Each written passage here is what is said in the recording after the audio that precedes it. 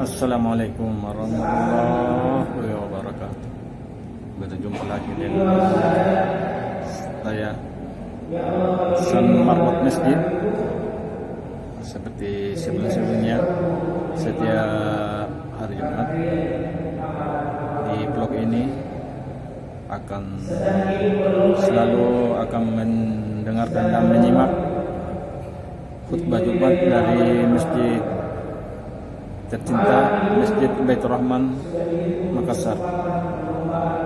Semoga teman-teman dapat mengambil pelajaran dan hikmah dari apa yang akan disampaikan oleh Bapak Ustaz. Tanpa berlama-lama, karena waktu juga sudah hampir masuk, marilah kita mendengarkan ceramah khutbah. Demikian video hari ini. Assalamualaikum warahmatullahi wabarakatuh. Yang akan memberikan langsung atau penerang nanti di alam barzah adalah kepalanya ibadah yang namanya ibadah salat. Satu-satunya ibadah yang diterima langsung oleh Rasulullah SAW, yaitu bertemu dengan Allah Subhanahu wa Ta'ala, kepalanya ibadah. Mahkota yang paling tinggi yang ada dalam diri kita adalah kepala. Salah satu kedudukan dan fungsi dari setiap kedudukan ibadah salat adalah kepala. Sebuah contoh, kalau kita jalan di tengah malam, ya, jam 2 malam lalu gerimis, jalan sendiri, baru ketemu orang yang tidak ada kepalanya, mungkin macam-macam prasangka kita. Ada mungkin mengatakan ini hantu atau setan. Kenapa? Karena kita tidak kenal, tidak ada kepalanya, lehernya terpotong. Begitu salah satu kedudukan dalam fungsi pada salat. Apapun yang kita lakukan yang namanya kebajikan, kalau kita tidak tegakkan yang namanya kepalanya, maka tidak akan dinilai oleh Allah Subhanahu wa Ta'ala. Diperkuat oleh hadis bahwa amal yang paling utama nanti dihisab adalah salat. Kalau salatnya lulus daripada pertanyaan-pertanyaan hisab, maka akan dihisab berapa sedekahmu, berapa sembahmu, berapa kali umrah, bagaimana kerja baktimu, bacaan Quran dan lainnya. Kalau ini ibadah salat. Dan orang yang tidak melakukan ibadah salat adalah dianggap oleh Allah Subhanahu wa Ta'ala orang yang takabur. Kenapa? Karena dia tidak mau memohon dan meminta kepada Allah Subhanahu wa Ta'ala. Padahal kalau kita melakukan ibadah salat, ada 8 permohonan kita kepada Allah Subhanahu wa Ta'ala. Rabbi ghfirli ampunilah kesalahan dosa kami, ya Allah. Tapi warhamni rahmatilah, wajibni berikan kecukupan, warfa'ni warzuqni berikan rezeki, warfa'ni tinggikan kedudukan posisi, ya, derajat saya, wahdini tunjukilah kami, wa'afini berikan kesehatan, wa'fu'ani maafkan segala kesalahan dan kehilafan. Kalau orang tidak salah, bagaimana bisa? Ya, kenapa tidak pernah bermohon kepada Allah Subhanahu wa Ta'ala? Dianggap yaitu takut sombong kepada Allah Subhanahu wa Ta'ala. Kenapa kami tidak mau minta kepada Allah Subhanahu wa Ta'ala? Kemudian pesan yang kedua yang dari kita, bahwa ukuran itu ukurannya hanya 2x1, ya. Panjang 2 meter, lebar 1 meter. Menurut penelitian di Indonesia, rata-rata ukuran di Indonesia ukurannya lebarnya hanya 80 cm. Kenapa? Karena orang Indonesia rapi dan kurus. Adapun orang biasanya kurus karena tidak mau makan seperti ibu-ibu tidak mau makan karbohidrat malam hari, maka dia makan saja minum jus, makan buah, jangan sampai perutnya besar. Ya.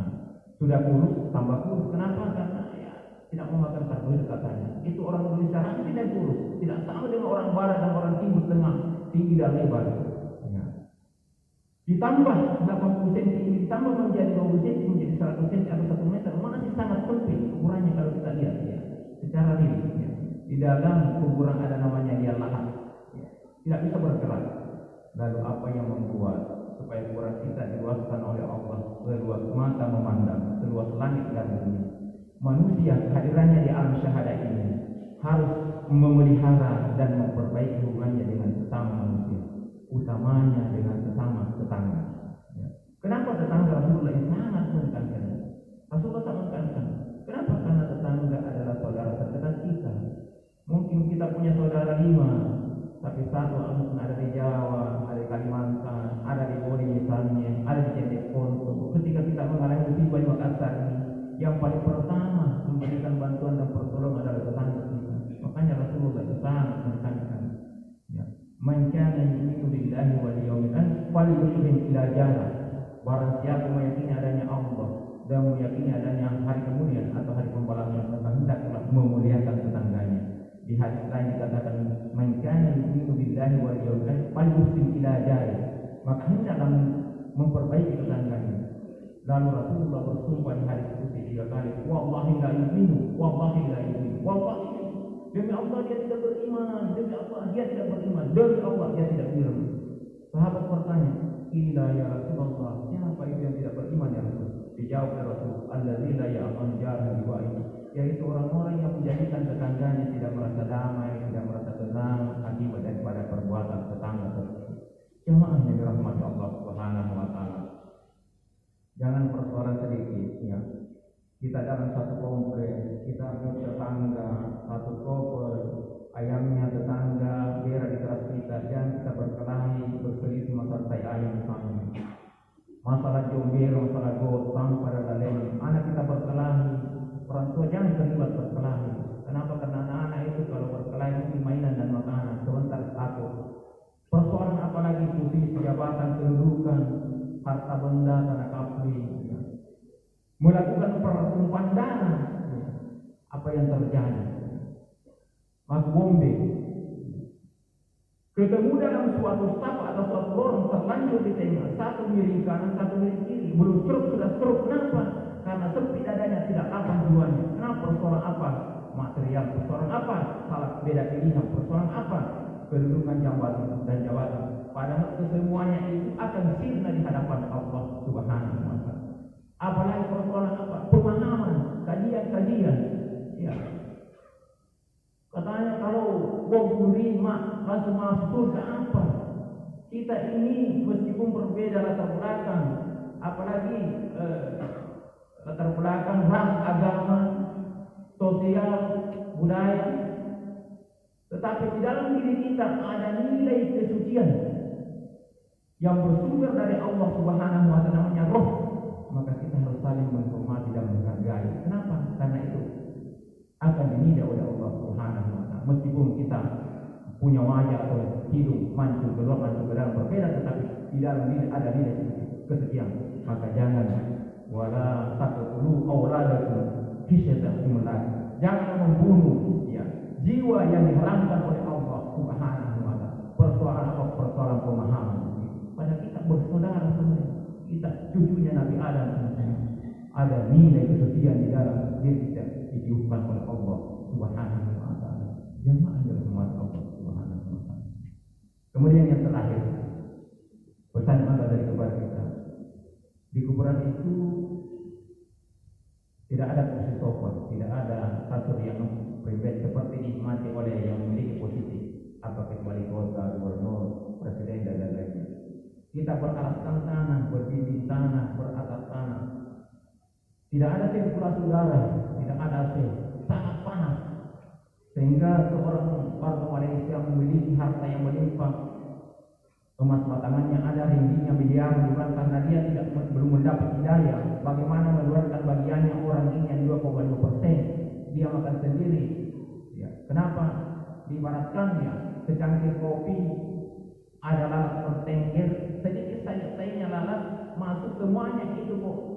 Kopi di dalam gelas itu kosong. Begitu kalau kita punya harta benda sudah cukup nisab dan haulnya, ukurannya, perjalanannya, maka wajib dikeluarkan 2,5%. Kalau tidak, ada sampah, ada kotorannya, maka diberi penyakit oleh Allah Subhanahu wa taala. Penyakit yang memiliki badannya sampai dia menjerit-jerit. Suatu ketika diberi hidayah oleh Allah Subhanahu wa taala.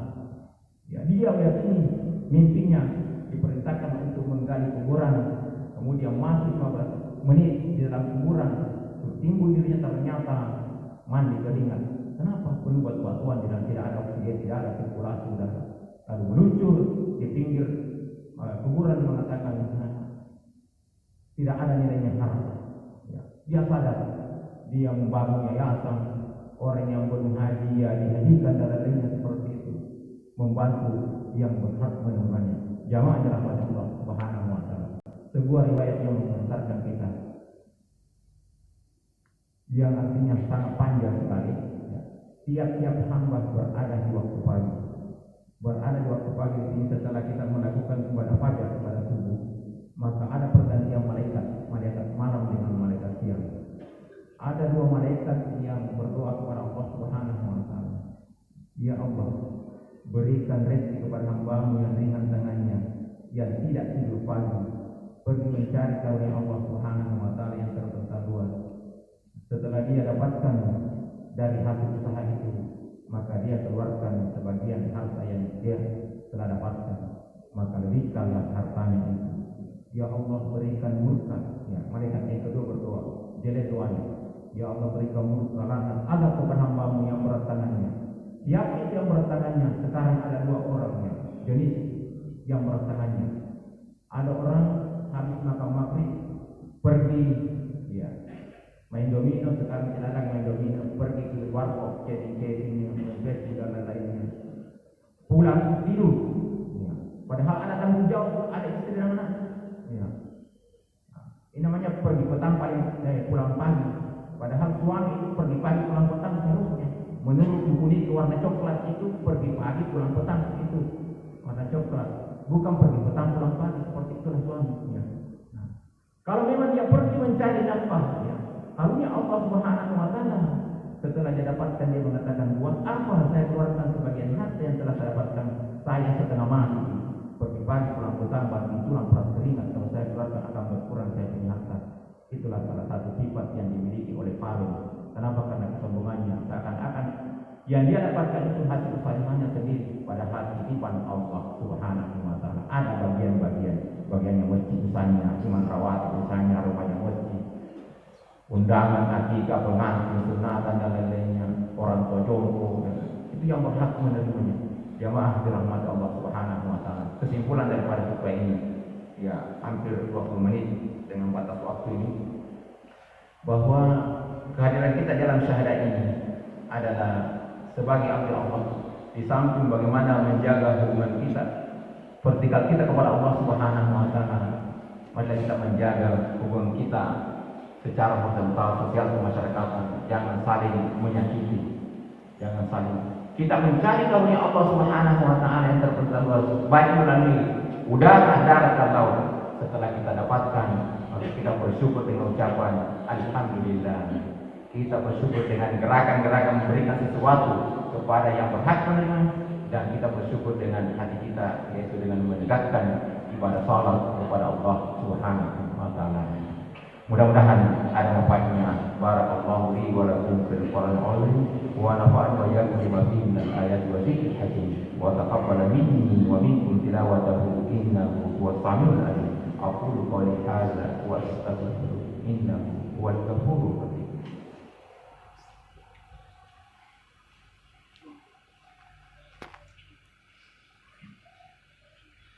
Alhamdulillahilladzi arsala rasulahu bil huda wa dinil haqq liyudhhirahu 'ala dini kulli wa kafa billahi shahida.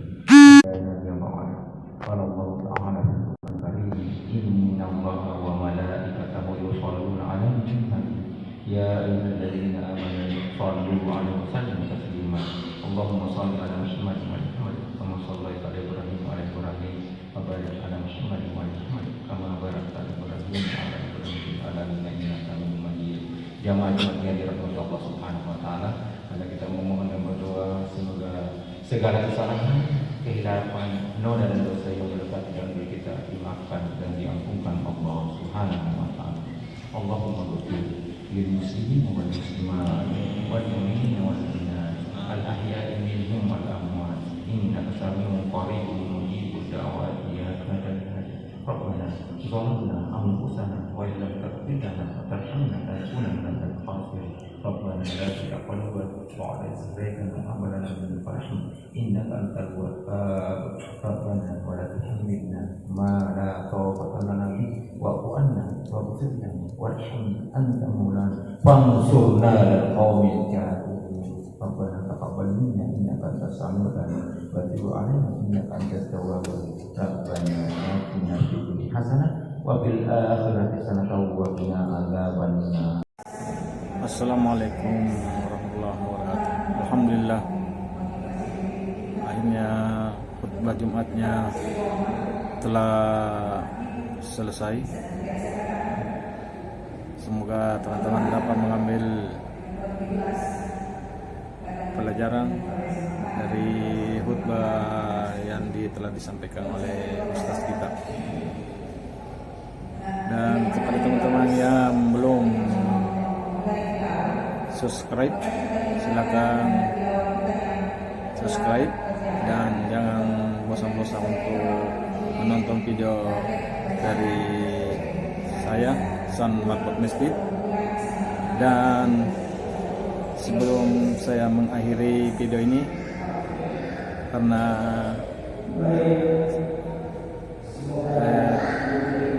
akan memasuki bulan Ramadan,